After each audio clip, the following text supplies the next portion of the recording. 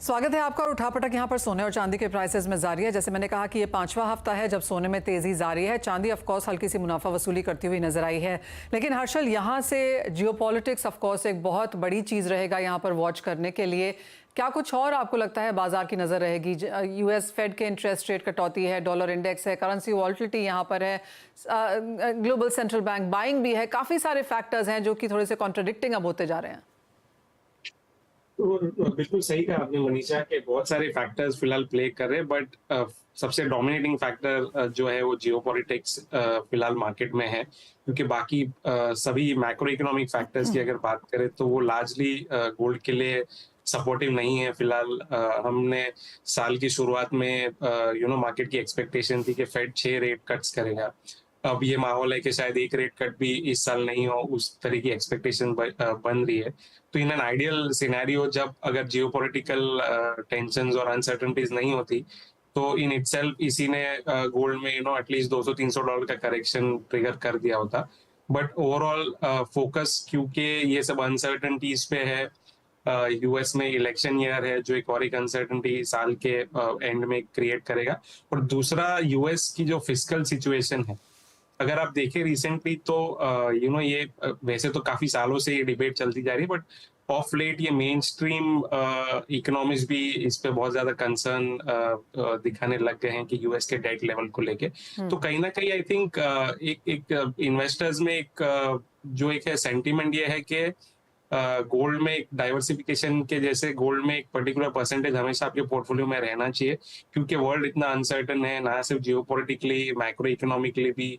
हमने देखा है कि फ्रीक्वेंसी ऑफ क्राइसिस जो देखे हैं ग्लोबल मार्केट्स में कि पहले 10 साल में एक क्राइसिस होते हैं, अभी हमने देखा है कि हर 1-2 साल में कोई नया क्राइसिस मार्केट में आ रहा है। तो इस सिनेरियो में गोल्ड की जो पोर्टफोलियो में जो अहमियत है वो लोगों को शायद अब रियलाइज हो चुकी है। तो उस वजह से गोल्ड में एक है इनहेरेंट सपोर्ट जो है काफी बड़ा है, जिसकी वजह से उसका बेस शायद जो पहले $1200-1300 वाला बेस है शायद अब $2000 गोल्ड का बेस हो गया।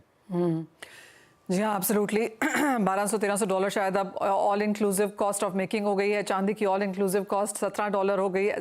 तो क्लियरली हमने वो लेवल्स भी यहाँ पर इंक्रीज होते हुए देखे हैं। और हम हर बार ये बात करते रहते हैं कि भाव यहाँ से कितना ऊपर जाएंगे, कहाँ जाएंगे। ये बात कभी कभी भूल जाते हैं कि यहाँ से अब सपोर्ट लेवल्स क्या हैं।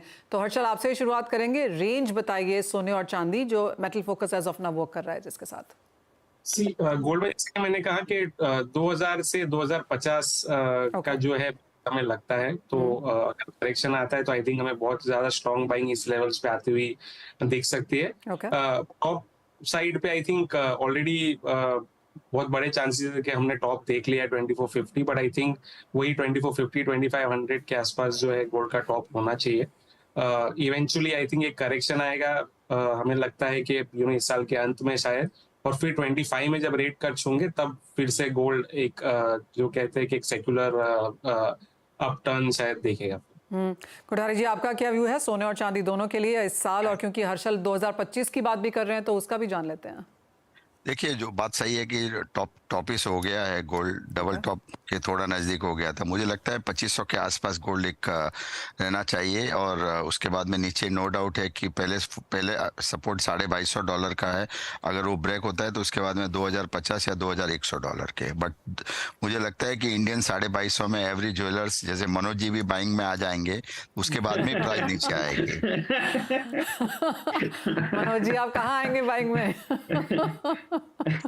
जब तक इंडियन मनोज जी को मैंने पहले ही कहा था कि जब तक इंडियन लोग लॉन्ग में नहीं आएंगे पोजीशन, तब तक गोल्ड नीचे नहीं आएगा मैडम। अगर आज ये लोग सब 2250 में सब डबल बाइंग में आएंगे और उसके बाद बाजार नीचे आएगा।